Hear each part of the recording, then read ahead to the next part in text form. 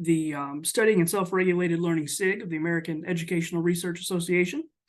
The other members of the SIG's leadership team include Divya Varir, Anna Brady, Lauren Cabrera, Michelle Taub, Kendall Hartley, Ying Wong, and Charles Raphael. On behalf of our SIG's Executive Committee, I'd just like to express our heartfelt gratitude to each and every one of you for coming to today's event. We know that folks are incredibly busy this time of year, and we appreciate you taking the time in your busy schedules to be here with us today.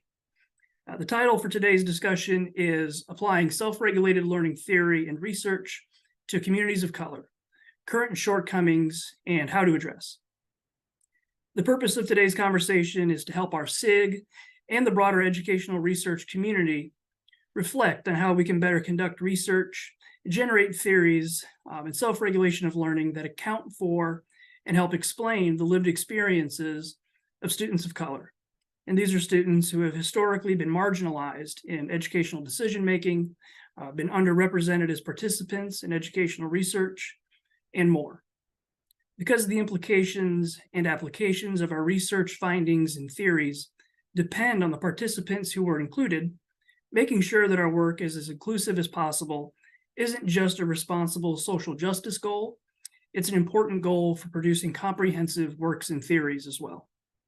And this is a conversation that's probably been a long time coming. Our executive board reached out to AERA administration a couple of months ago, and we asked them to supply us with our SIG's membership demographics.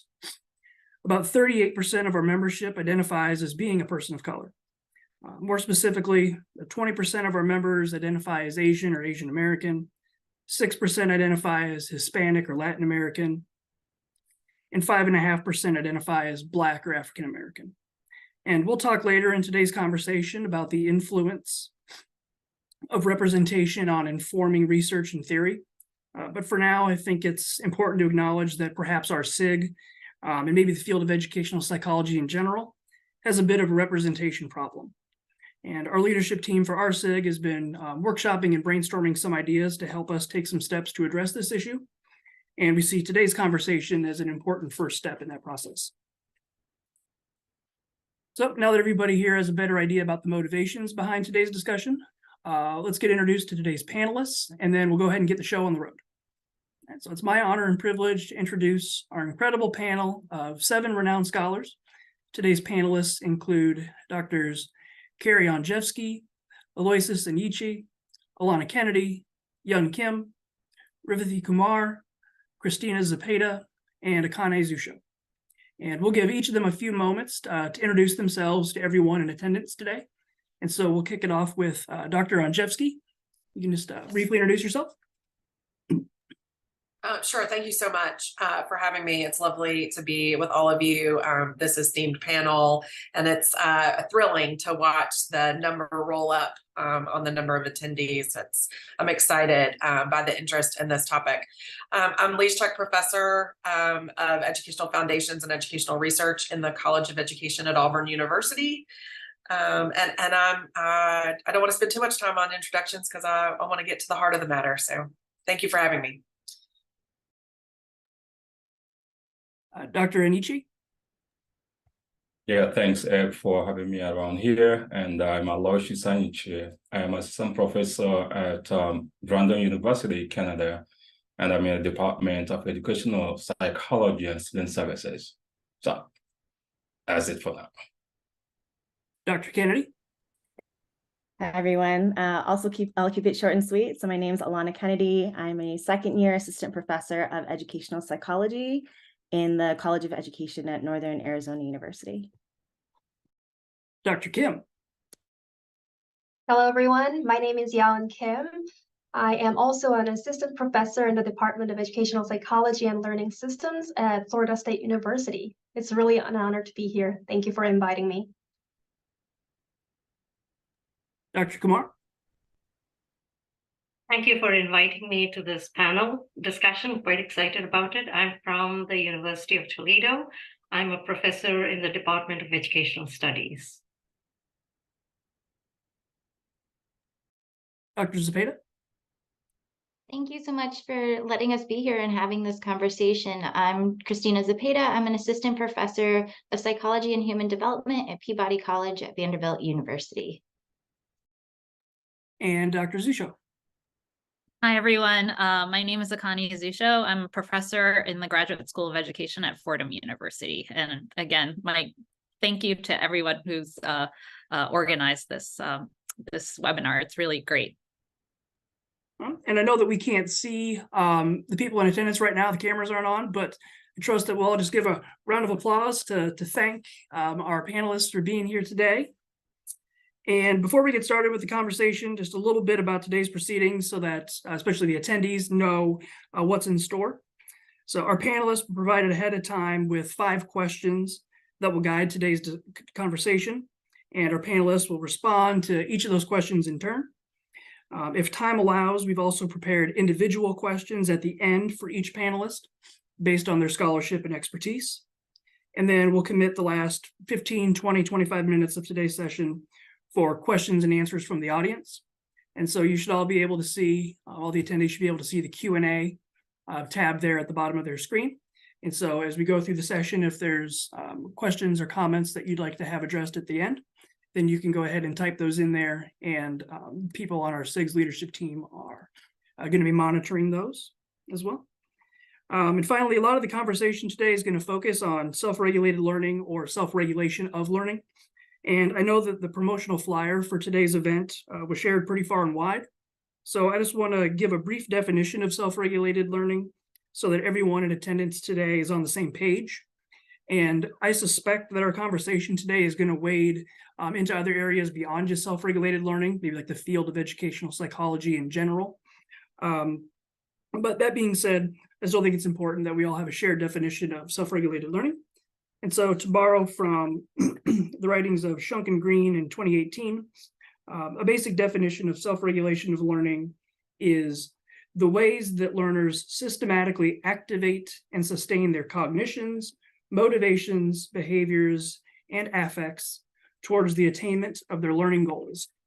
And Zimmerman, back in 2001, pointed out that self-regulation of learning involves being behaviorally, cognitively, metacognitively, and motivationally active in one's own learning and performance. Right. So when we talk about self-regulation of learning or self-regulated learning, that's the kind of definition that we can all have in mind. Right. So now, without further delay, we will get the conversation started.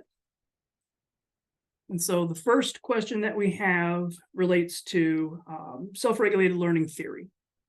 And so for our panelists, in your view, do existing theories of self-regulated learning adequately account for the needs and experiences of students of color? Doctors Zusho and Anyichie, we will start with you. Thank you. I just kind of wanted to begin by first just saying that I wouldn't be here today if I really didn't believe in the important work that our SIG has done and continues to do around issues of student learning. I think we've collectively really made a difference in terms of our understanding of how students learn in schools and how to support them. I do think that our theories really do a good job of demonstrating that when students have ample prior knowledge, when they are aware of what they know and what they don't know, when they effectively plan, monitor, and control their learning, that they're more likely to do better in schools. I also believe, like I think Barry Zimmerman stated in one of his publications, that our capacity to self-regulate is perhaps one of our most important qualities as humans. And so I think that many of the self-regulatory processes that our theories really speak to are in fact universal. And ultimately, I actually do think that our models of self-regulated learning can and should be used to address issues of equity. All that being said, I don't always see the SIG as being as active in conversations around equity, race, and racism, which is why I was so thrilled to be invited to participate in this panel discussion. And I do want to thank Abe and Divya for organizing this panel discussion. And to more explicitly answer the question, I guess I would say I don't always see our theories adequately accounting for the needs and experiences of students of color. I know there's another question related to specifically publications, but I think if I remember correctly, Jessica Gumby and Paul Schutz's educational psychologist article that was published in 2014, they only identified 11 articles published in top tier journals in EdPsych that focused on issues of race and self-regulated learning. So that's not a lot. And while I ultimately do think that our work in self-regulated learning is complementary to the work on culturally responsive and sustaining education, I see some tensions. First of all, I think our theories predominantly are focused at the student level, not at the structural level. And I also think that given convenience sampling, our empirical work pretty much is focused on the experiences of a particular demographic, which oftentimes excludes students of color. I do think our theories speak to context, but certainly not at the level of the theories of culturally responsive and sustaining pedagogy do. And to the extent that our unit of analysis tends to be at the student level, you hear words like at-risk students being used, and I know we'll talk about deficit framing, but it makes me wonder who are the students that our theories are really addressing. I also don't think that our theories always recognize, at least explicitly, right, that all students are given the same opportunities to regulate their learning. Students of color, particularly those at under-resourced schools, like the ones I tend to work with in New York City, they don't often have the freedom to pursue their own interests. There tends to be a culture of compliance all across the board, which I think, is in conflict with some of the principles of underlying self-regulated learning. I also think that teachers are not always equipped with the knowledge and skills to support students to regulate their learning. And I don't want to take up too much time, but I will say that I think our theories and research in self-regulated learning generally come from a post-positivistic paradigm, which, one can say is very much in tension with the work on anti-racism, which is, more typically focused on issues of power, cultural hegemony, critical consciousness. So I'll stop there and turn it over to Aloy. Dr. Zusho, you had mentioned that, kind of the sampling procedures that we use and the students who actually are included in the studies, that informs kind of the application and the takeaways from that work. I did earlier today, just like a brief count on 3 recent publications, not recent publications, but 3 publications that I've had over the past 3 years. And I looked at the demographics of the participants who were included. And I came that across these 3 studies, I had 844 total participants, 77% of whom identified as white. So 648 of the 844. 2% Hispanic or Latino, 7% Black African American, 7% Asian American, and then 7% as other. And so I think that, that kind of, I don't think that I'm unique in that regard, in that the samples can be fairly slanted, as you mentioned, towards certain groups. And that's I just tabbed those up just to kind of put some numbers on it. Hey, but were they mostly college students or were they? Yes. I guess I should point out, so my research focuses on self-regulated motivation among college students. Yeah. So I think that, who is the college student population is an important population, but I think it's also not totally representative of the, the students who are in our public schools. For sure. Yeah. All right, Dr. Anyichie. Yeah, thank you so much. And I will start by acknowledging the good work being done by SIG members, just like Dr. Zusho mentioned. There is a lot of great stuff going on. And when we think about social cognitive approach to research in our SIG, we can see that account for the social dimension when we think about the environment, the individual, and how those interacting to shape the learning. We can also acknowledge the work that have been done with regards to the social and context, like co-regulation, socially shared regulation of learning, and some situative perspective. That said, I may want to acknowledge again, just like Dr. Zusho mentioned, that lots need to be done with regards to understanding the students of color, their experiences and their needs, and how those could be solved using our research. So for example, we need to think about the needs of these students of color, for example. What are their experiences? What are their challenges? And we could understand that the society, the community where they live, shape a lot of those. And so when we think about regulation of learning, we think about choices students are making, the decisions they are making. The choices and decisions they are making are overly shaped by their lived experiences, the context where they live in, the beliefs and the values of their communities. And so I think our SIG and our research need to capture these aspects of the students' learning processes to understand exactly how are the social and cultural perspectives, the tensions where they're living, even the issues of racism, how all these things are shaping the decisions they're making about their learning, as well as the behaviors. And we can also think about the understanding of self as individual self, unique self, and the collective self.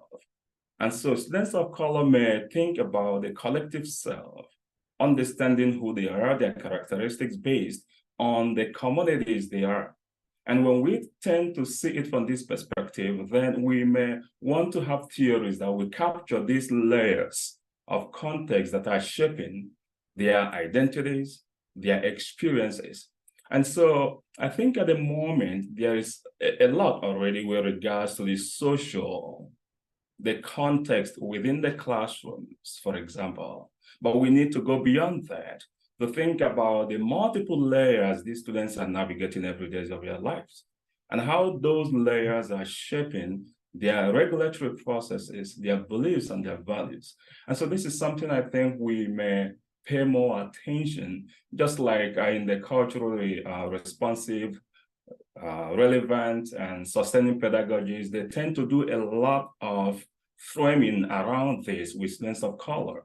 So maybe importing some of those ideas and even cultural psychology to help us understand how culture is shaping the regulatory processes, that would be very helpful in attending to the needs of these students who are almost shaped by the culture and the context they're living. So that is something I may want to add with regards to maybe directions we need to pay more attention in our research.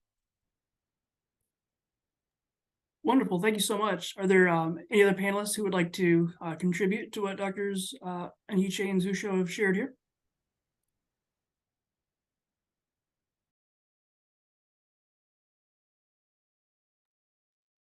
I agree with all the comments that have been made. I also want to acknowledge that, you know, the theory does a really good job of really highlighting the specific processes or sub-processes that students engage in different phases of their learning. But a really specific emphasis on a particular study event. So usually like a short term, like one single task, how do they really self-regulate to achieve this single task? And there's certainly this acknowledgement on the role of context and, you know, how it's influencing those processes. But what I don't really see in the theory is that how, you know, these broader contexts or culture or system, like how these processes are kind of embedded in that larger system. So I think that, you know, with the theory, we tend to focus on these like specific processes with like greater, you know, focus and the fine-grained measures and like all the, you know, nitty-gritty processes that's going on.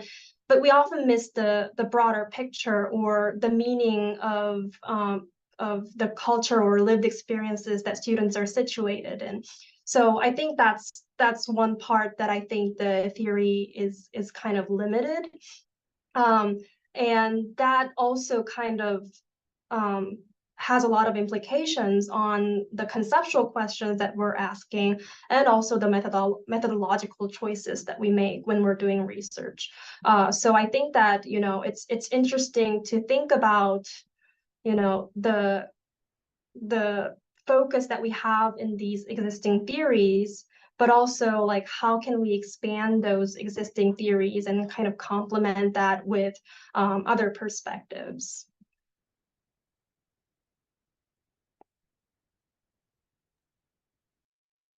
And when we're talking about, you know, context, Dr. Anyichie, like what are the layers that specifically you have in mind? So we've got the classroom context that's situated within a school, that's situated within a community, that's situated within a larger town, if it's a school system inside a big city like New York City, for instance. You know, so we have all of these different layers that we need to account for when we're thinking of context. And so I know that you had, you know, all of those layers in mind when you were sharing your response. Could you maybe just comment a little bit more about, you know, the influence that some of those various layers might have on a student's capacity to self-regulate their learning? Yeah, sure. So when we think about the multiple layers of context, just like Kim mentioned, and you highlighted that, Eve. So if you think about New York City, for example, the needs the city considers that should be taught in the school influences the topic of what happens in the schools. I don't know so much about the New York City scheme. Different countries have some emphasis on what is taught in the school. And so those layer influences what happens in the class. Students of color, for example, due to experience of racism, may see some of the topics and the processes in the classes as continuation of colonization. And if they see that in the class, that influences their readiness or how they regulate their learning. So for example, I know there was a class I attended during my PhD program. Someone was invited into the class. Now the individual was sharing their research. And it is something that is not publicly discussed within my own culture. There were specific things about the human bodies that were being mentioned in describing the research, which is okay. But because of where I was coming from, I was deliberately regulating myself to tune off from that conversation because it wasn't sounding nice to my hearing. And so in that way, we see how the multiple layers, even religious beliefs of the students, might be shaping their participation in classes and how they regulate their motivation and attention. So that is what I think that we need to capture how these multiple layers are interacting within the class and in relation to the individual student who is participating in the class to understand why is this particular student regulating their learning in this way as opposed to the other way. And that is where also I mean that their own cultural context might be shaping those processes, which we are not currently capturing very well. And when we capture it, we will be able to support their needs and open up an inclusive environment that will help them see themselves represented in the classrooms. Wonderful. Thank you so much. And Dr. Kumar, did I see that you unmuted your mic and then muted? Do you have something to add? I don't mean to put you on the spot. I'm fine. I can wait for the next question. Okay. All right. Well, then we'll move on to that next question, actually. And so this first question, we're kind of broadly speaking about existing theories, and those theories, you know, often derived from research studies and the work that we carry out. And so for our panelists, in your view, has published self-regulated learning research adequately accounted for the needs and experiences of students of color? Might any shortcomings in self-regulated learning theoretical frameworks that we just discussed back there in question 1, might they manifest themselves in published research? And so Drs. Kumar and Zepeda, we will start with you. I think I'll pick up where we left off in the first question, and I think that you really set the stage up when you said that yes, most of the research is on white middle class students, and then and also there's very little, about 10% that really focuses on students of color, possibly, but even there, how substantive is the way in which we talk about their regulations, and the points that were made, that the one was that, we got to look at it both at different levels. I would also add that even the things we look at when we are talking about self-regulated learning strategies, for example, we are looking at time management, goal setting, monitoring, and so forth. I think we need to, as someone mentioned, we should look at, make it more interdisciplinary. I agree with that. And at the same time, I think we need to broaden our scope in terms of factors that we look at, because self-regulation is linked with your identity, it is linked with motivation, it's linked with cultural values, and all these things really play an important role in how we regulate our behavior in any particular context, be it learning or otherwise.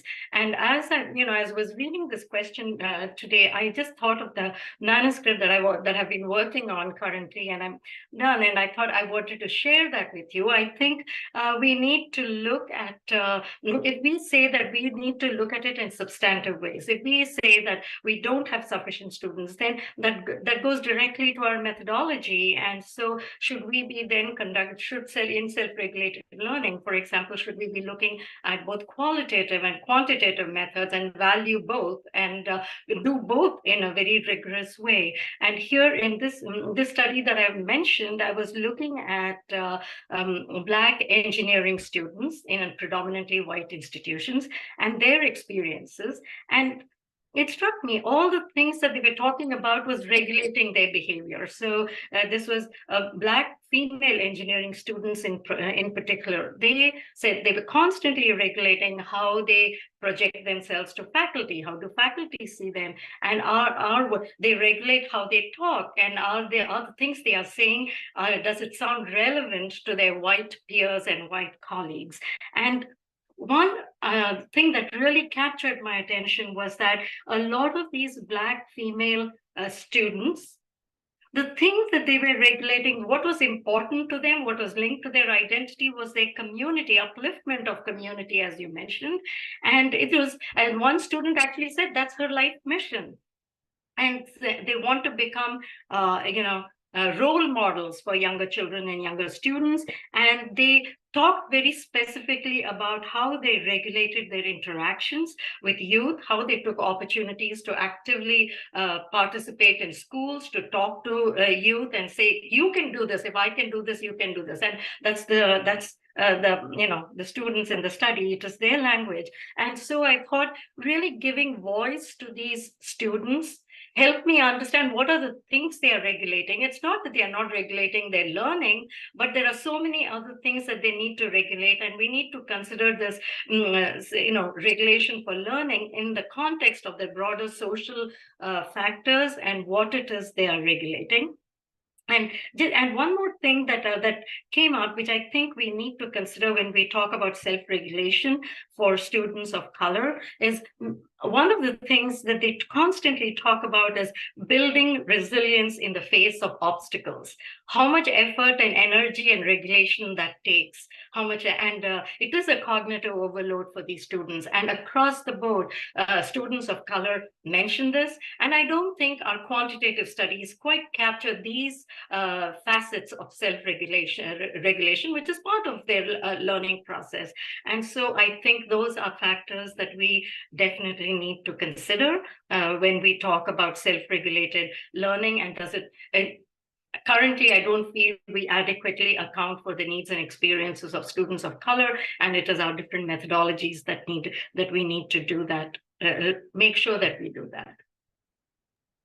Yeah, that's really fascinating stuff. I mean, I was particularly struck when you commented on what kind of sounds like self-regulation of like impression management, as far as how am I perceived, how do I look, how do I dress, how do I talk, how do I sound even, and that's certainly, an important consideration for for students from marginalized and minoritized groups just in general.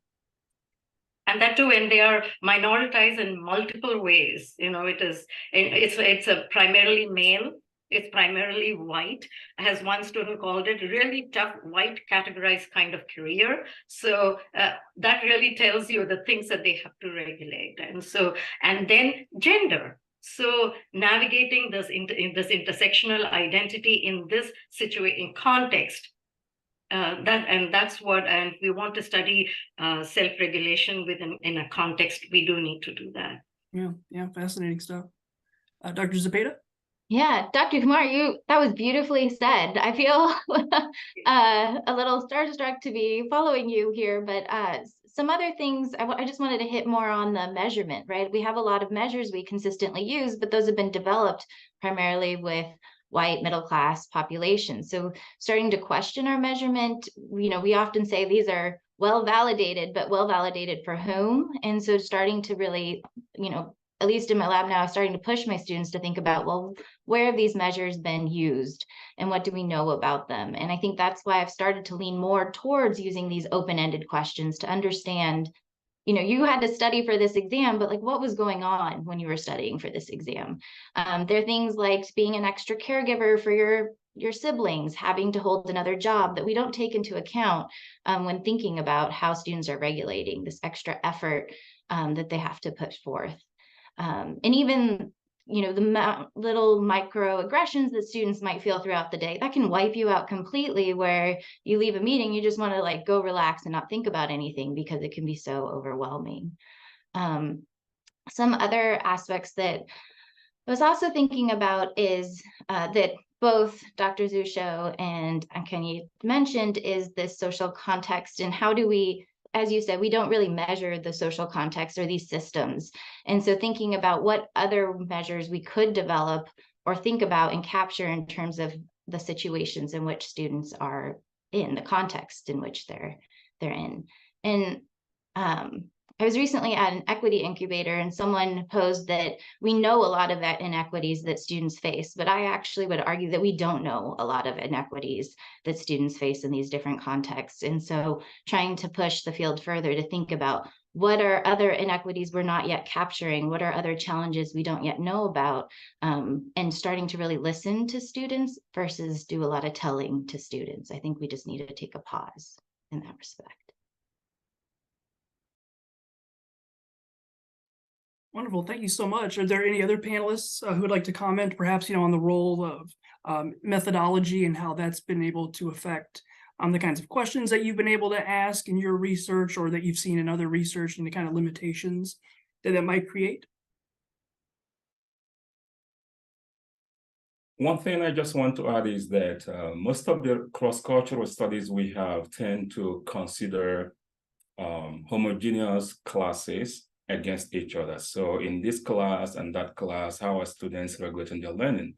But maybe we may think of capturing heterogeneous classrooms where you have students of color, Hispanics, and Black Americans, and all those together, and then to see how that context is shaping their regulatory processes, and how, again, their histories, what they're bringing into the class, is interacting with the classroom context, so that we can really understand how the same environment students are learning are shaping how they're regulating their processes. And in that way, we can better support students of color. So essentially, having more research among heterogeneous classroom contexts.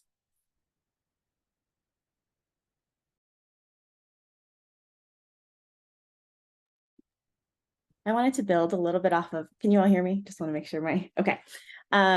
I was just thinking about some of my own research that I've done on help seeking, which is framed as a very generalized process, but very much missing, what other panelists have shared, very much missing the cultural elements. And so in some of the research that I've done, students are talking about the negative stereotypes they experience. Asian students are talking about the quote unquote positive stereotypes, if there, even is such a thing. And so just seeing how they're talking about it, you can definitely see these elements of culture impacting the ways that they view themselves, the strategies they use, and the influence of those specific spaces that they're in. The other thing that I've been noticing is, I think it was Dr. Zusho who talked about, you know, the college student population and what do they look like typically. And I'm at an HSI now, and there are so many challenges with recruitment. Even when I'm saying I am looking to recruit students of this specific background and, you know, wanting to capture those experiences, because many of these students have outside work obligations. There's other aspects of their life that impact their ability to even, you know, participate in research. And I think we also have to acknowledge the, you know, challenges associated with trust of research with specific communities, and just the mental fatigue. I was doing research on Asian American students during COVID. So there was all the Zoom fatigue. We were in a time and a climate where, you know, with the president at the time and thinking about some of the rhetoric that was shared, and just, I think, thinking about all those other world events and things that are happening within these communities for students of color that also impact how and the extent to which they can engage. I kind of wanted to piggyback on what you just said and what Revathy said before.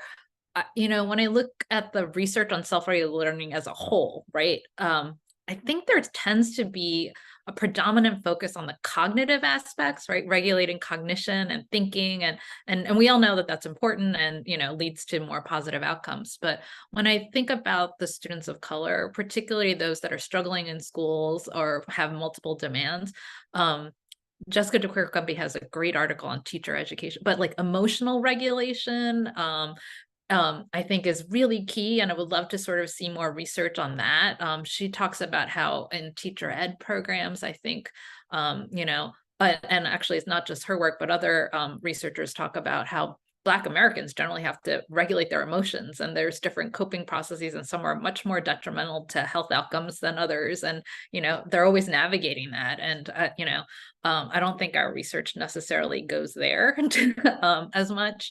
And this idea of behavioral regulation, I'm also affiliated with the school psychology program, and, you know, a lot of the interventions are about behavioral regulation and sort of disproportionality of students who get suspension, and, you know, and how that's tied to race, and, you know, those are sort of the things that I would love for our community to sort of address more. And from, you know, so anyway, I just thought those were important points.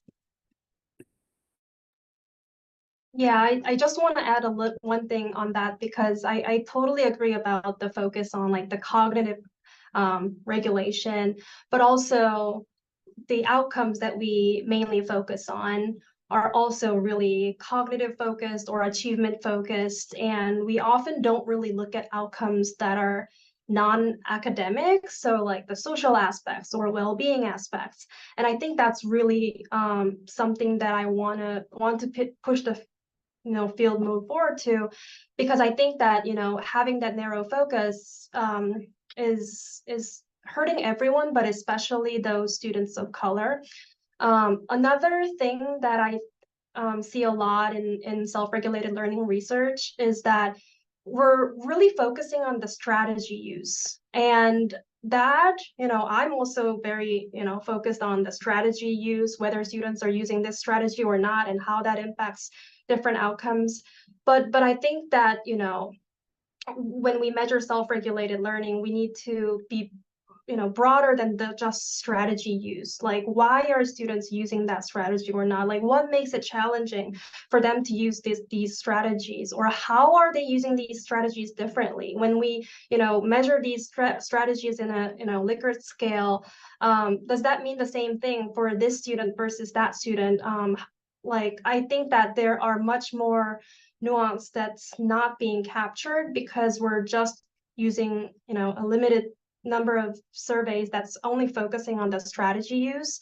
So I really am hoping that we can kind of take a broader perspective and look at the more holistic version of students' self-regulatory processes. And along the lines of like looking at the cognitive and how they're using different strategies, you could also envision the same with motivation. You know, we have these theories where we think if students use this motivation, like utility value. We do an intervention and it helps particular students. But why is it helping particular students and often students of color? It could be because they're doing that all the time. So it's some sort of validation. So starting to question like the mechanisms of why we see these different things working for different groups of students.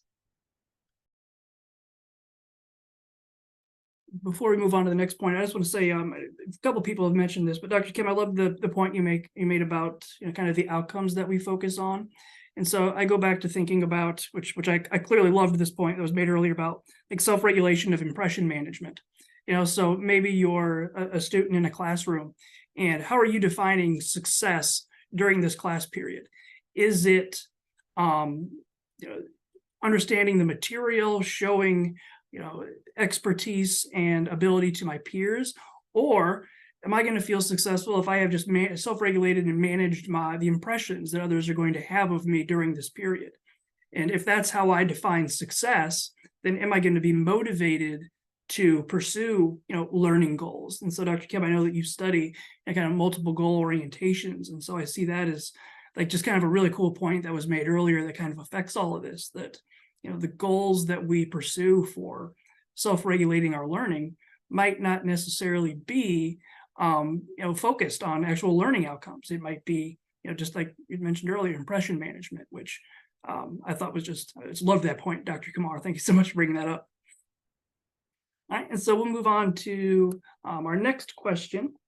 And so far we've been talking about shortcomings in self-regulated learning theory and research, and how they've accounted for the needs and experiences of students of color. However, we think it's important that we don't frame the conversation around an entirely deficit-oriented perspective or kind of mood of the conversation. So before we move forward, let's focus specifically on taking an asset-oriented approach towards understanding the needs, the experiences of students of color. Specifically, in what ways can self-regulated learning theory and research better take an asset-oriented approach towards understanding the needs and experiences of students of color? Dr. Andrzejewski, we'll start with you. Yeah, this is a beautiful segue, right? I've had a lot of moments when I wanted to jump into the conversation, and yet I sort of was held back because what I want to say feels like an important response, or at least a beginning to a response to this very particular question. So much of what's already come up, right, about the ways in which the work tends to focus on individuals rather than systemic matters, right, on identity rather than cultural matters, some combination of those things.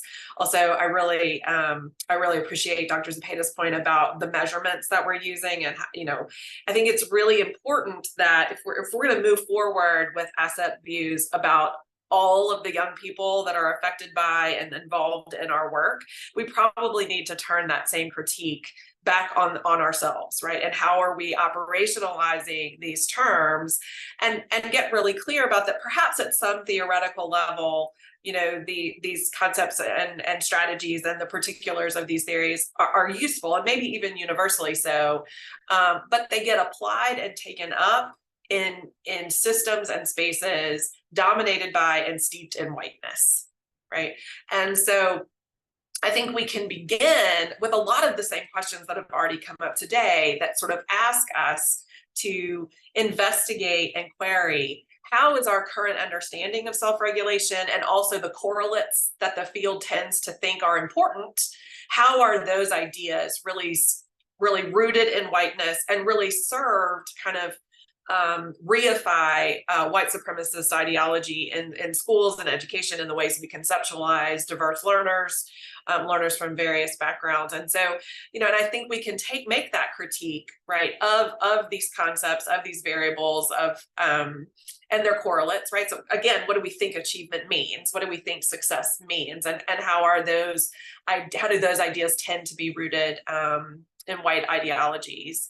And then, take that same question as well to our methods. That's also come up quite a bit in our conversation today, but we might as a field be much more explicit and think about, like Zubiri and Bonilla Silva's work about white logics, white methods, right? And what are the lessons we can take from that that methodological critique into our understanding about how do we build broader, more asset-oriented, more inclusive notions of what we mean by self-regulation. And again, it's correlates, right? What do we mean by success? What do we mean by achievement? And how do we kind of, I don't know, kind of attack the whiteness steeped into those ideas in more head-on ways. And I think some of the specific strategies for how we might do that have already come up in the conversation today. So I'll stop there and let other people chime in with the nuts and bolts answers. But I think too often we fail to query and address whiteness and white supremacy in our work.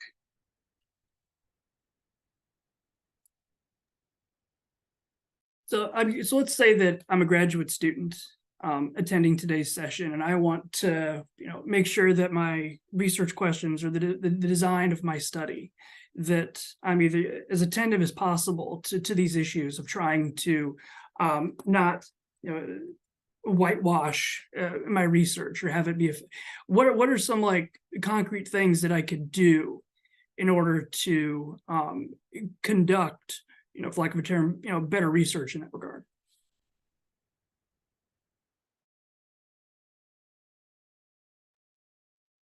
May I say something? And that, for a graduate student, when they're working on their dissertation, and I really believe in mixed methods, I believe we need the qualitative component, but honestly, I've had a difficult time telling, so, okay, you need to do some of the issues that they want. One of the students wanted to study mental health among immigrant students, and said, we don't know too much. You got to do qualitative before you do your quantitative study.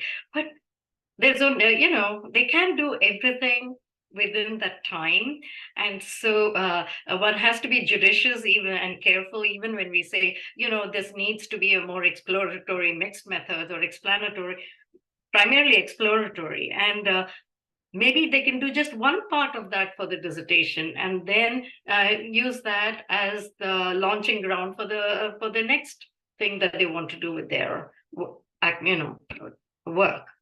So it's not an easy question, and as I just wanted to say that it is not that easy to say, hey, mixed methods. I would also add to that, the easy answer, go read Quant Crit or, like engage in that work, but it's not that easy to do. And I also think in terms of structures, systems and structures, most of us who are mentoring these students were never trained in those approaches. Frankly, I'm struggling and learning right now about how to do better. And I also think that we come to our work with different worldviews, theoretical worldviews. And like we already talked about, most of our training probably has taken a little bit of a post-positivistic bent, which, makes it sometimes hard for mentors to understand the nuances and sort of the underlying arguments, when you take a more critical race theory approach. And so I think it shouldn't just be directed to the graduate student. I think that's, I guess that's the point, and for the graduate student to understand that it is hard. I actually come every couple of weeks, I'm part of this Quant Grit writing group, and there's a lot of graduate students in there, and one of them was today, actually right before I jumped on this call, I was there, and she was saying that she wants to take this Quant Crit approach, but she's not sure how her committee members would respond to it. And so just being aware that that's a tension, I think, is an important thing for graduate students to know, to at least be aware of, and to know that they might have to navigate, because just telling them to do mixed methods or to take a Quant Crit approach, I think, is maybe an irresponsible thing for us to say when we know that it's not so easy.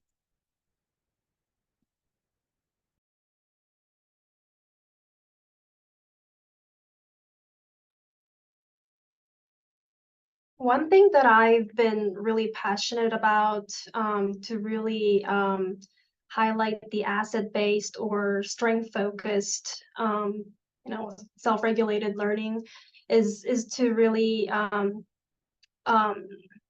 pay attention to students' multiple goals And I know Abe briefly mentioned it, but I strongly believe that it's really important to incorporate the various goals that they're pursuing, rather than just focusing on the single task or the single goal that they're pursuing at the moment.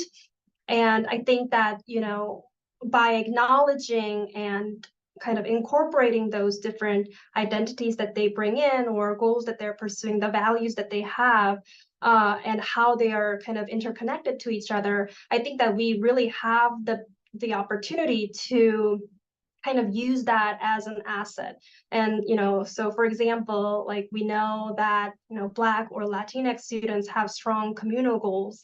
And I think that that can be leveraged in so many different ways to support and promote their, success academically and, beyond classroom settings. So I think that, as I'm kind of repeatedly emphasizing, it's really important to kind of take a broader, more holistic perspective and, acknowledging students as, human beings rather than just learners.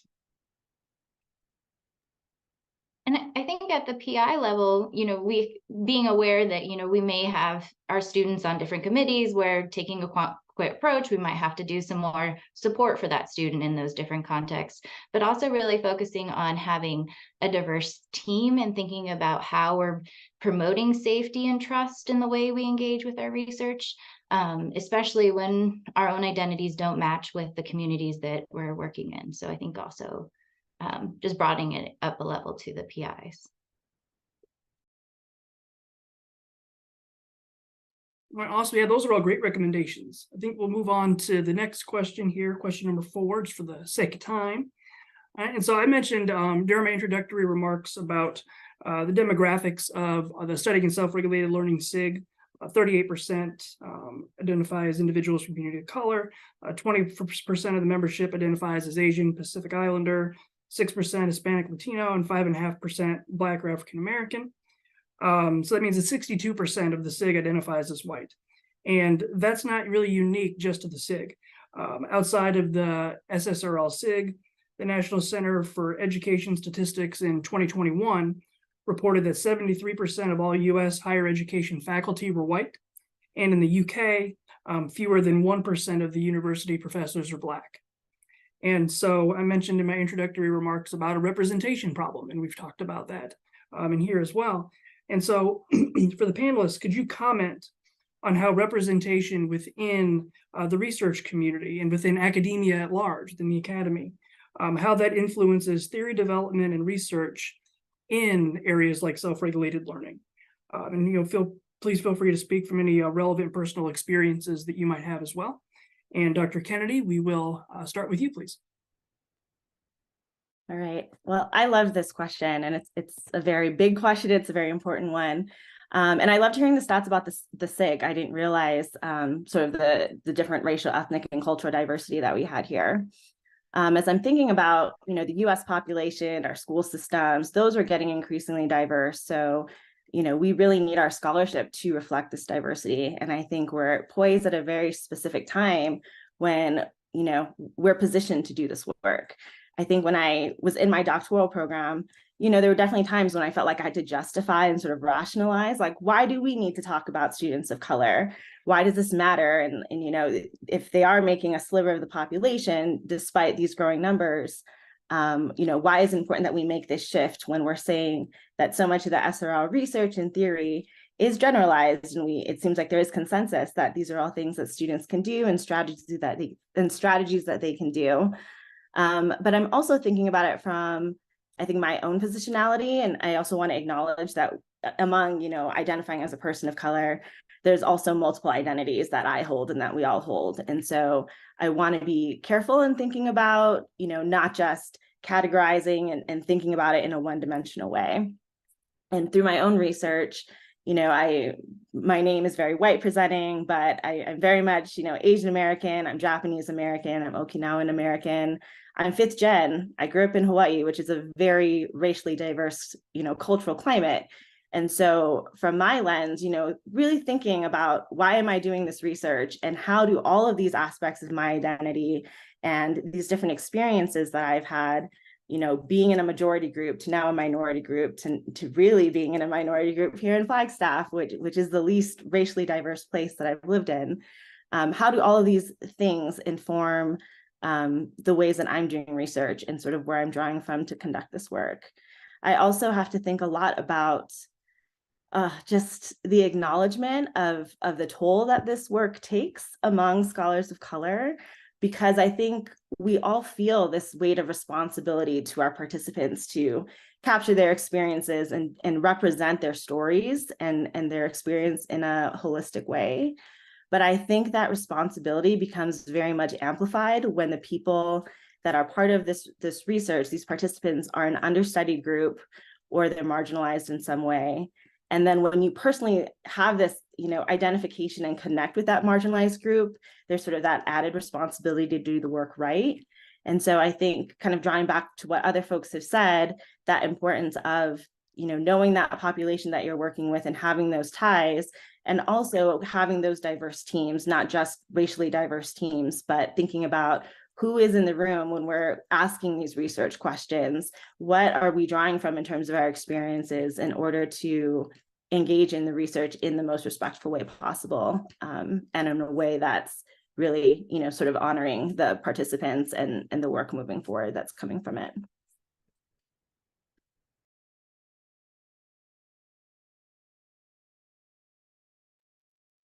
I would just like to add one thing to what you said, Elena. You said it beautifully, and but I've been thinking a lot about this too. Who does the research and whose voice is given credibility, and whose voice is valued? Where are these things when you actually do this kind of research? Where does it get published? I think all these become important questions that we do need to answer as a community, not just in self-regulated learning, but in our field of educational psychology. And for example, you say, what sort of research are we doing?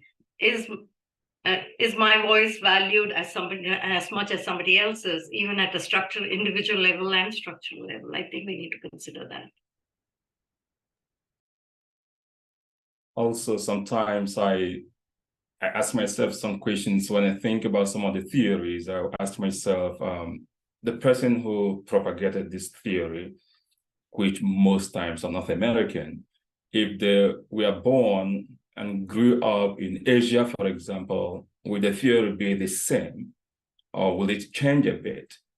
So that adds to what Dr. Kumar talked about, the voice that is being represented in the theory. And I think that also replicates the diversity that is being talked about, the population of students of color, faculty of color, research from those areas. So because there are not so many people from that context conducting research, so it is almost limited, the amount of research that is being published, that can also unsettle some of the things that are taken for granted. And so probably we may think of how to always have this lens into our research to make sure there is someone who is different from us in some ways that can challenge some of the positions, to make sure that those voices are represented in that research. So that's something we may also think about, to make sure that the theories, the research are representative of the diversity of learners across board.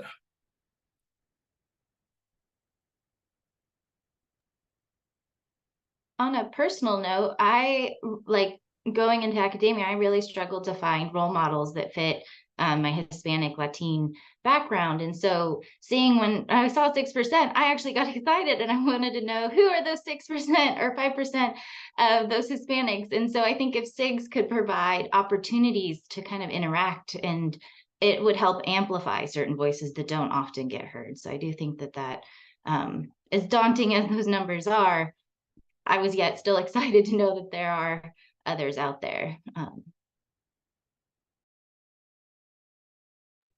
And I think APA just published, I don't know if it's in the Observer, but like the graduate student population has diversified quite a lot. So I think that's a good sign as well.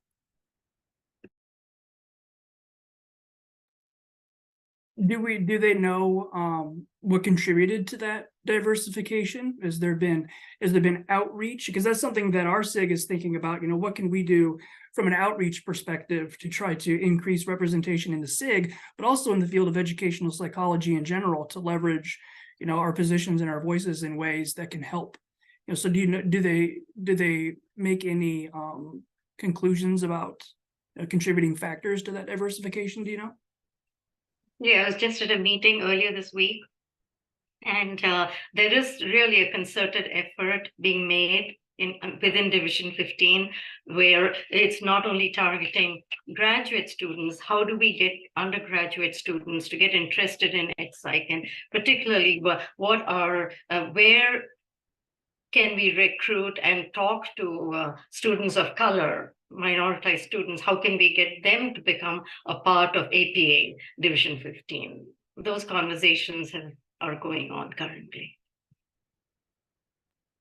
And the article that I'm referencing, it was all areas of psychology. And of course, with educational psychology, I'm like, where's EdPsych? There was like applied psychology. I don't know where we fit in the statistics, but so it's hard to say, but it just was this, it didn't really go into the factors that contributed to the trends. So maybe that's something that we can find out more about, but.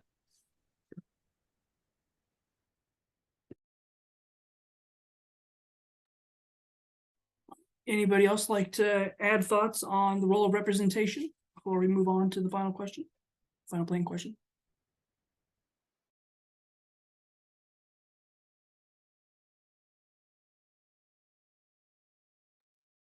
All right, so I did the teacher strategy. I can't count to 10 after I ask a question and then wait for a response. I can only get to 7, but I got to my 7.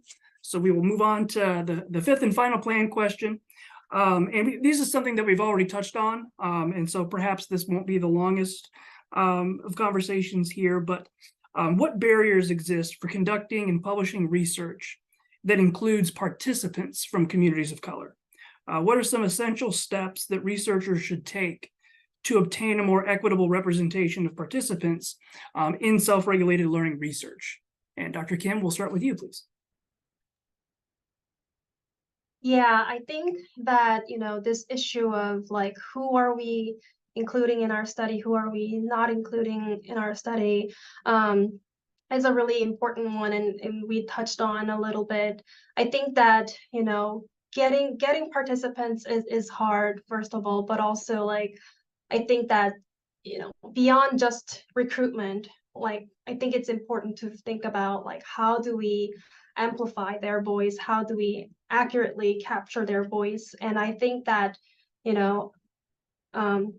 as Cristina mentioned, it's important to have a research team that is diverse and can accurately, interpret the voices that we have from our participants. I think another barrier that I often see in doing this type of work is that even with the increasing number of scholars of color, we still have, a lot of those who are in the I don't know, field shaping service position people, like editors, or more on the leader role people, not being that diverse. And I think that often gives us challenges in kind of submitting the type of work that is not from a traditional perspective, or not using a different methodology, or bringing in different perspectives. And I think that puts us in a pretty challenging situation as well. So in addition to finding role models and other aspects that we talked about, I think it's also important to think about like the gatekeepers, or how we can kind of create a more inclusive learning community where scholars of color can really share their voices.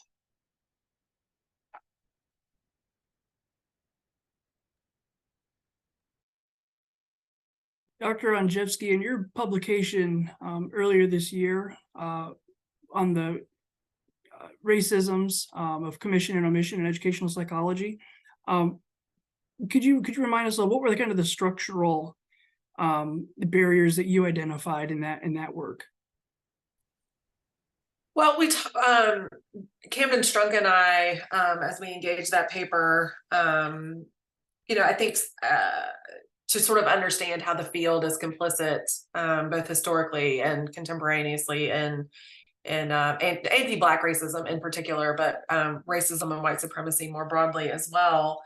We talked a bit about how this sort of whitewashing of our history means that we're not well positioned to sort of loop back on ourselves and critique historical work, right? So like we continue to lean on the ideas of really card-carrying eugenicists and white supremacists, right? Without kind of acknowledging that those roots are also there. So, I mean, I think that's work the field can take up that might just sort of on its own eliminate some barriers. There are also some publishing barriers, right? I mean, publishing becomes a sort of self-fulfilling prophecy.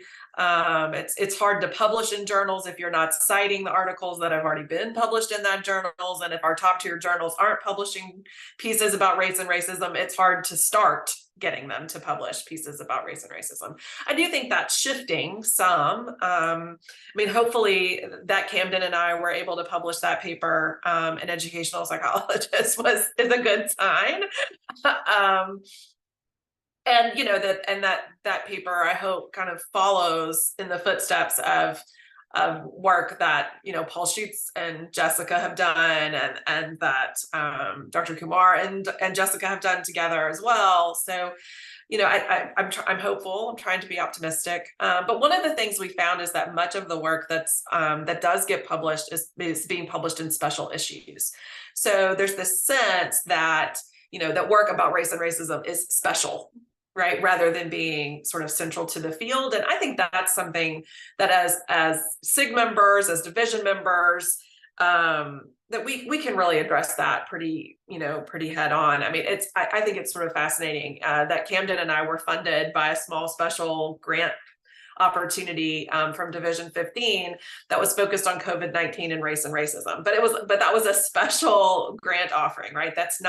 Was designated as special. And so, we could be more intentional about making sure those things aren't sort of relegated to special offerings or special issues. I'm sure there were other things in that paper, but I'm not calling all of them to mind right this minute. I think too, I want to make sure that we sort of acknowledge and remember things that have already been mentioned on this call. Like, we have work as a community to do to sort of rebuild trust with communities that have been exploited or ignored or both at various times by our work. I think some of that trust can come about if we engage in the reckoning that's needed, right? To sort of not throw the baby out with the bathwater, but to acknowledge that many of our founding scholars did not have justice or equity as values, right, that were driving their work. In fact, much of their work was motivated by a desire to empirically and theoretically demonstrate a racial hierarchy. So, but we've not had that reckoning, right, as a field broadly. And I think engaging in that difficult work and work that many will resist, I think is a step towards cultivating trust with communities that have been, like I said, exploited and disregarded by our field broadly. Yeah, Carey, it's interesting that you talked about the research you are, emphasizing right now being funded, but it's like you said, little fund. Is that correct? And so I think that is also part of the barriers, that there isn't a lot funding out there to conduct research among the population we are talking about. And so when there is a sort call for applications for fundings, there are so many applicants pursuing the same tiny funding. And so that makes it hard for a lot of people to continue work in this area. So if there are other ways the SIG and even beyond can source funds to encourage this kind of research, I think that would be very helpful for our SIG.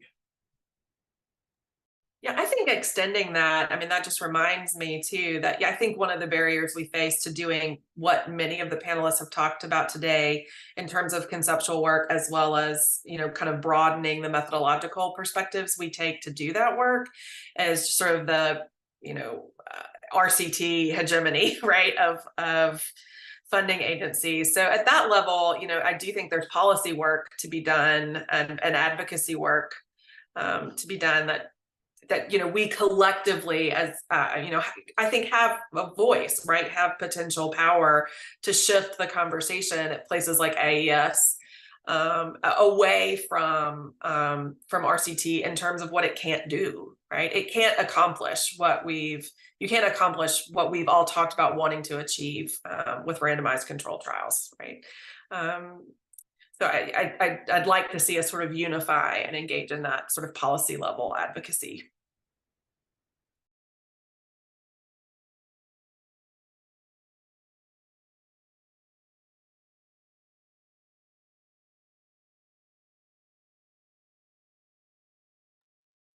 All right, well, thank you so much to the panelists. And before we move into the question and answer session, does anyone here on the panel have any last parting message or recommendation for SRL researchers? You know, what do you hope that audience members will take away from today's discussion?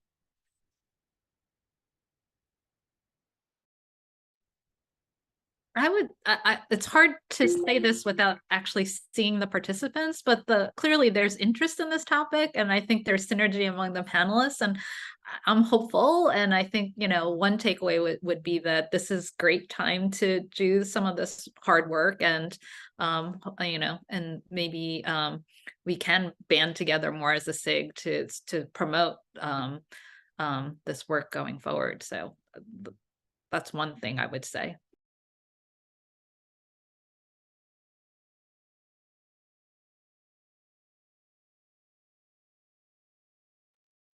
One thing I might just want to add is that going out of this webinar, I would want everybody to begin to think more proactively and deliberately how the cultures of our students are shaping their regulatory processes. So when they're making choices, when they're setting goals, when they're monitoring those goals, when they're having self-evaluation, in what ways are their cultures shaping these processes?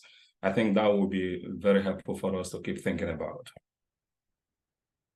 I would like to add one thing, and this really comes out of the assignment I gave my students last week, where every week they read these articles in Educational Psychologist, and I had them read Dr. Lerman and Butler's article, The Elusive Link Between Teacher-Related Emotions, Motivations, and Self-Regulation.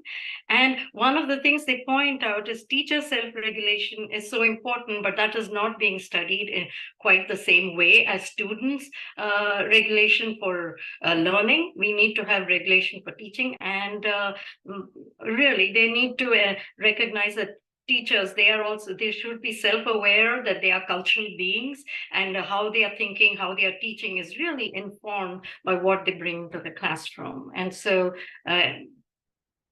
yes.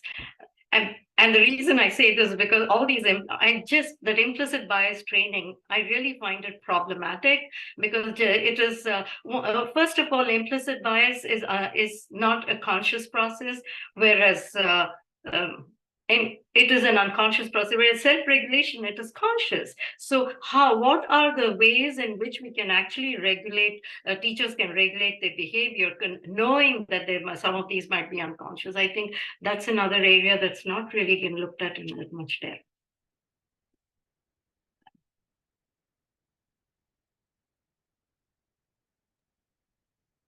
Yeah, I think that, you know, one thing that comes to my mind is also about, you know, not only, you know, the participants, but also the readings that we do, like whose voices are we reading and citing in our research. And, you know, oftentimes we also teach these topics in our courses, and, you know, in the syllabus, who are we including and who are we kind of, you know, really talking about in our classrooms. And I think that it's a important time for us to collectively think about those questions and kind of, you know, continue this momentum, I guess.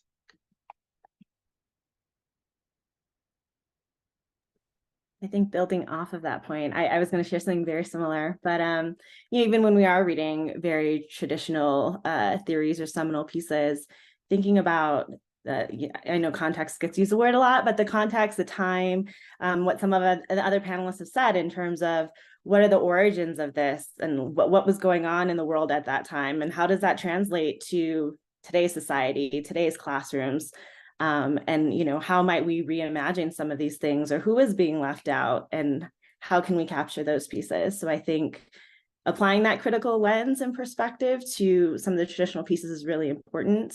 And definitely, I think, as Akane mentioned, like banding together, like let's publish together. It seems like there's so many overlapping interest areas and an eagerness to just kind of roll up our sleeves and dive further into so many of these different directions. So there's a lot of potential, and I've been jotting down notes about things that others have shared that seem really interesting and have kind of started spurning some gears. So it'd be great to see this translate into something, you know, physical that we can get out together.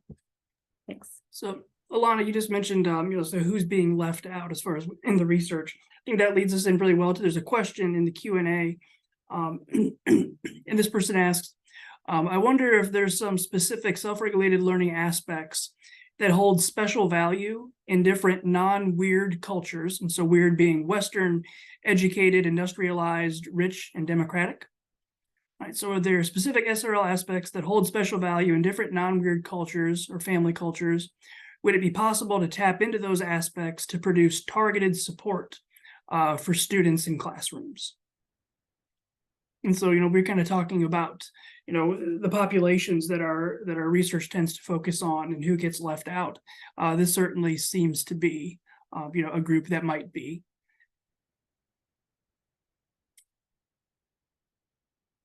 And so do we have, or anybody seen research or have recommendations about how to tap into those aspects that produce targeted support?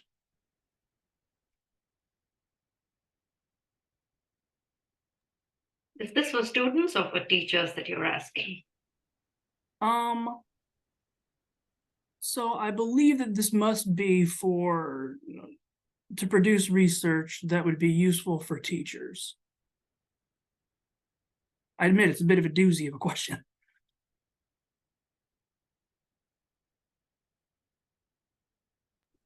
You know, I'm probably not gonna answer the question. I'll just start by saying that. But what this question makes me think of is, and I credit Paul Schutz of it. You know, he made me think really hard about the use of the word weird, you know. And I guess what I would say related to that is, I think we're weird because psychology as a field doesn't actually capture most of the globe. I'm sure, you know, and I think that's essentially what the weird acronym is trying to get at too. But so I you know, would say that, and I think it would be presumptuous of at least for me to sort of make claims about how, you know, what I know about other cultures when actually what I know is based on a lot of the work that's being done in particular contexts, mostly American schools, you know. And so I think it's hard for me to sort of get at that. I also think in terms of structurally, because journals don't often publish work from researchers outside of these weird, quote unquote, weird cultures, it's really hard to, you know, to understand that conversation. Even sort of the large scale assessment projects that are going on, I think are, as much as they are, you know, include countries that would be considered non-weird, I still think that there's a power dynamic going on and who they're listening to, not listening to, how much they can actually participate in these assessments, because it's the cost prohibitive, I think, for a lot of countries to participate in, and that shapes policy. So anyway, like I said, I'm not answering the question, but it just makes me think of all the other issues.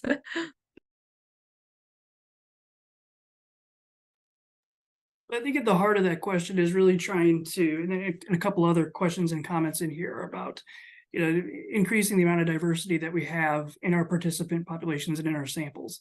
And so there's a question in here, are there any papers that the panelists suggest that discuss the need for more diversity in samples of studies in self-regulated learning? If somebody here is interested in learning more, where should they start?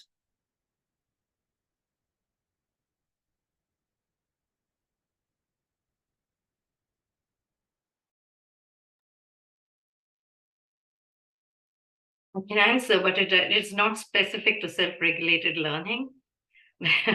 Sure, yeah, and we can move beyond just self-regulated learning. It just is Yeah. that talks about the importance of diversity in samples.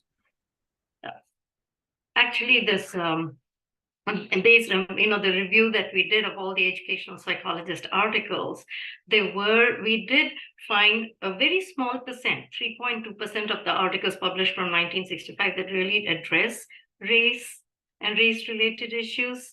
But while all of them don't talk about sampling, but they do describe, if it is substantive, they do talk about the sample and how they got the sample and so forth. So that's one place to start, where you can look at the listing of those articles, and then from there, what have they cited? But off the top of my head, no, I don't have articles that I can think of right now, except I saw the Heifer's comment about that there is implicit bias, it can be changed. Yes, there are interventions and where they are taught, but it's not long lasting. So even for that, we need to find out how we can do it and what are the other ways in which we can change the more proximal behaviors through self-regulation, like promoting respect and things like that, promoting being responsible for adapting instruction. I think those are ways in which teachers can actually regulate, but I just mentioned it in passing in my articles, but it's not directed at self-regulation.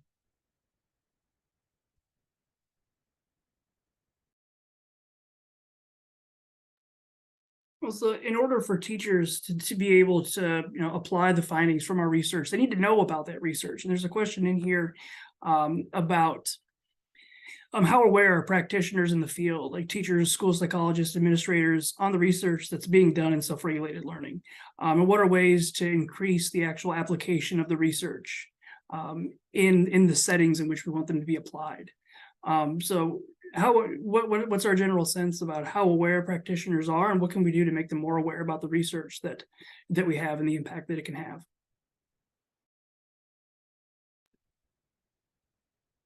I think there are several of us who are working actively in schools and have done so, working with teachers. So I want to first begin by recognizing that. I do think that most of the teacher education programs has like maybe one course in ed psych, and I think that's one of the problems, right? Like, I don't blame the teachers at all because they don't ever get this exposure to this work that much. And frankly, when we teach those courses, we're not always great at translating, to the lived realities of teachers, right? Translating our work. And so I think that that's a problem. One of the things that more my research partner, Rhonda Bondi, she comes from a practice perspective, and a lot of our work with teachers really do embed self-regulated learning principles. In fact, I think it forms the core of some of our frameworks. So that's something that we've been doing. But whenever we talk with teachers, we generally find that they don't know as much as we would like them to on issues of self-regulated learning. So, I think part of it is like the way we write is kind of not you know?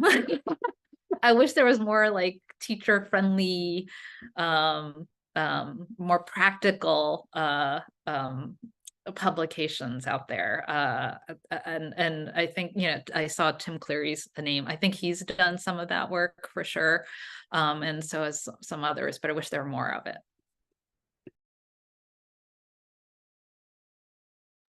I think that's right on. You can say that a lot of academic stuff is boring to read on, like, why am I going to read this on a, you know, unless I'm really invested to do the research. And so I think that SciComm and translating research to the popular press and like trying to make it accessible for teachers in meaningful ways. I think the hard part too, though, is we're often combating the misconceptions out there. I know we all feel about teaching style or learning styles. And so, you know, how do we get rid of that and elevate the meaningful work that we all do? Is there an educational psychologist with a large following on TikTok? I mean, I feel like if we want to reach a large audience, one of us needs to take the initiative and start a TikTok, and it ain't going to be me.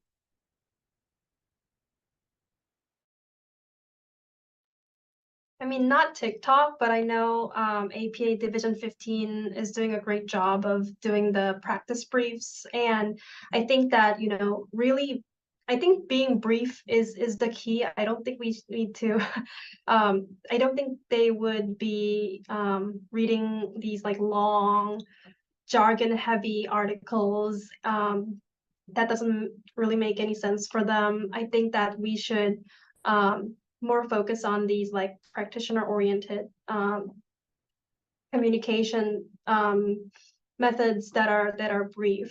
I think that the practitioners do share and acknowledge the importance of self-regulated learning very much. I don't know how much we share about the concept of self-regulated learning. I think that sometimes teachers or practitioners have different perceptions or understanding of self-regulated learning. Sometimes they kind of think of it as grit or, you know, other related concepts.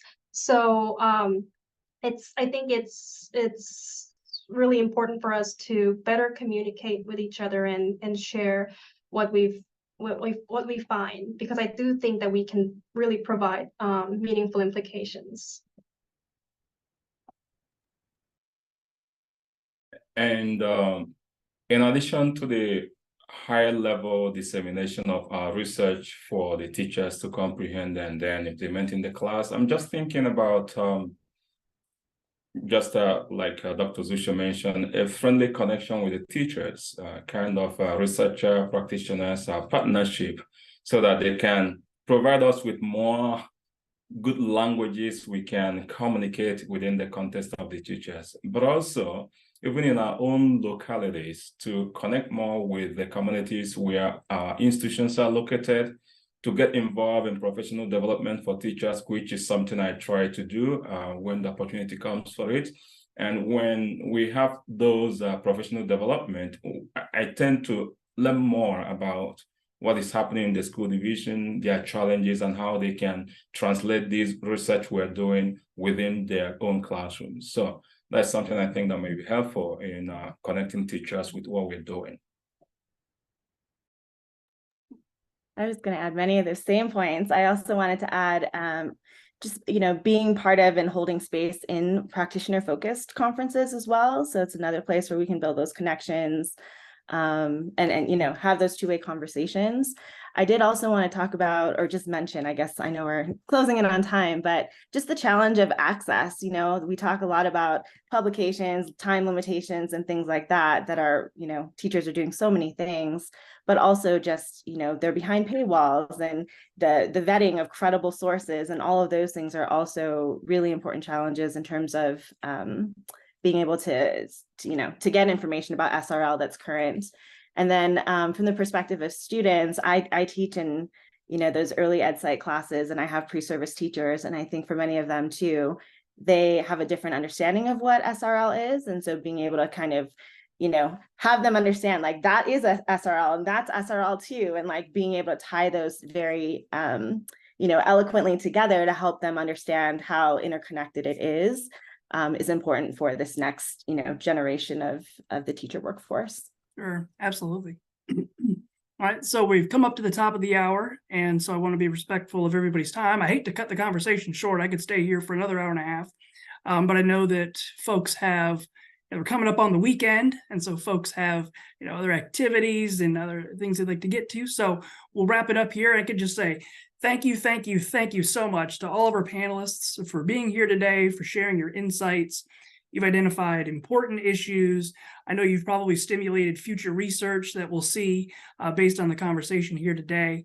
And so our SIG is so blessed and so fortunate that you were willing to take your time and lend your expertise to this conversation today. So thank you so much for being here.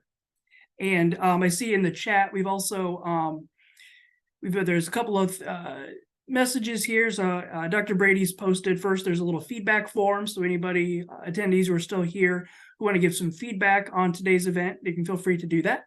And then there's also a link to our SIG's newsletter that also touched on a lot of the issues that we talked about today, written by 4 to 5 other scholars who weren't part of our panel. So a great variety of perspectives in there as well.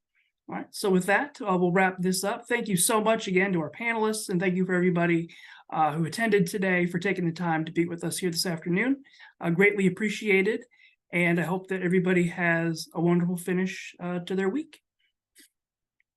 Thank you. Thank you for inviting us. Yeah, thank you. Thank you so much. Thank you. Thank you for the wonderful organization. Oh, thank you.